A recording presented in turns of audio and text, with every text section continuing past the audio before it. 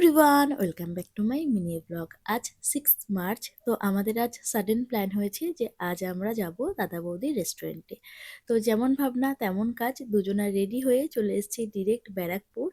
আর এই আউটলেটটায় আমি আরও দুজনেই ফার্স্ট টাইম যাচ্ছি। আর এই নিয়ে দাদা বৌদি রেস্টুরেন্টে মানে বিরিয়ানি ট্রাই করা আমার সেকেন্ড বার। আমি এর আগে একবার ওর সাথেই এসেছিলাম, তখন আমরা অনেকে মিলে এসেছিলাম। আর এইবার যেহেতু সাডেন প্ল্যান হয়েছে তো দুজনে মিলেই চলে এসেছি। আর সবসময় অর্ডার করার মানে দায়িত্বটা আমি ওর কাঁধে চাপিয়ে দিই, আমি চুপচাপ বসে থাকি। তো ওই অর্ডার করছিল। তো যেহেতু আগেরবার আমরা ভেটকির যে ফিশ ফ্রাই আছে সেটা নিয়েছিলাম, তো এইবার আমরা অর্ডার করেছিলাম গোল্ডেন ফ্রাইড প্রন। তো এটার সাথে যে কমপ্লিমেন্টারি সসটা আছে ওটার সাথে দিয়ে খেতে এটা বেশি বেটার লাগছে। আর তাছাড়া এমনি খেতে আমার ওই ওকে ওকে লেগেছে আমার টেস্ট অনুযায়ী। আর এটা না বেশ গরম ছিল। এরপর আমাদের মেন কোর্স আসার অপেক্ষায় আমরা দুজন করছিলাম। তো অ্যাজ ইউজুয়াল যেহেতু দাদা বৌদির রেস্টুরেন্টে গেছি, তো বিরিয়ানিটাই আমি খাবো আর ওটাই চুজ করব। বাড়ি থেকে ভেবেই গেছি যে বিরিয়ানিই খাবো। তো আর অন্য কিছু দেখিনি, ডিরেক্ট আমরা নিয়েছিলাম একটা স্পেশাল মাটন বিরিয়ানি। যেহেতু আমরা দুজনে আলাদা আলাদা করে যদি বিরিয়ানি নিই কখনোই শেষ করতে পারবো না, ওই জন্য স্পেশালটা নিয়েছি।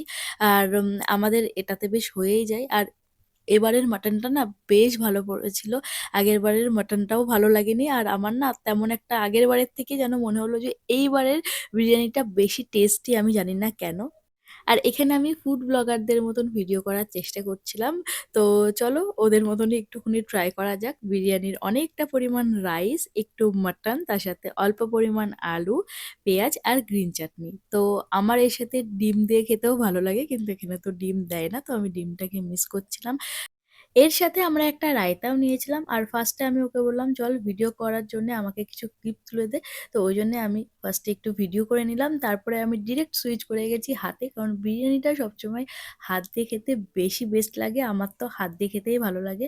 তো অনেক কষ্টে সৃষ্টে আমরা দুজনে আমাদের বিরিয়ানিটা শেষ করি। আমার পেটে তো আর একটা দানাও মানে যাওয়ার জায়গা নেই, আমার খুব কষ্ট হয়ে যায় অ্যাকচুয়ালি। অনেকটা পরিমাণ যেহেতু থাকে, তো আমি খেতে পারি না, আর আমার সাথে ও খেতে পারে না। তো এরপর আমরা চলে এসেছি বাড়িতে। আর ব্যারাকপুরে আজকে খুব জ্যাম ছিল, রাস্তা যেহেতু ঠিক করছে প্রচণ্ড পরিমাণে লেট হয়ে গেছিলো আমাদের। তো বনগায় ও আমাকে নামিয়ে দিয়ে বাড়ি চলে যায়। বাড়ি এসে খেয়েছিলাম এই কোকটা। আর কিছুক্ষণ রেস্ট নেওয়ার পর চলে এসেছিল সায়ন্তিকা। তো সায়ন্তিকাকে আজকে মেহেন্দি পরিয়ে দিয়েছিলাম। তো ওর একটা হাত কমপ্লিট হয়ে যাওয়ার পরে আমরা একটু রেস্ট নিচ্ছিলাম আর চলে গেছিলাম দাদাদের বাড়িতে। গিয়ে দেখলাম দাদারা তত্ত্ব সাজাচ্ছে। তো এখানে কিছুক্ষণ থাকার পর আমি চলে এসেছি আবার ওকে আরেকটা হাত পরাতে। আর এই ম্যাডাম তো ঘুমিয়ে পড়েছে, তো বাকি কাজটা আমার ওর ঘুমন্ত অবস্থাতেই করতে হয়েছিল।